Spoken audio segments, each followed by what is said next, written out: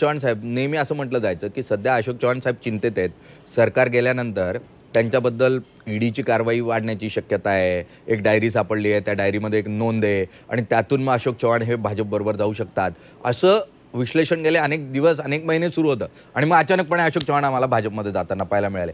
तर अशीच काही कारणं होती, कारण सगळ्यांबाबतीत असंच सांगितलं जातं. आता तुमचे जे माजी नेते आहेत काँग्रेसमधले, तेही असंच कारण सांगताय. तुम्ही काय म्हणाले यावर?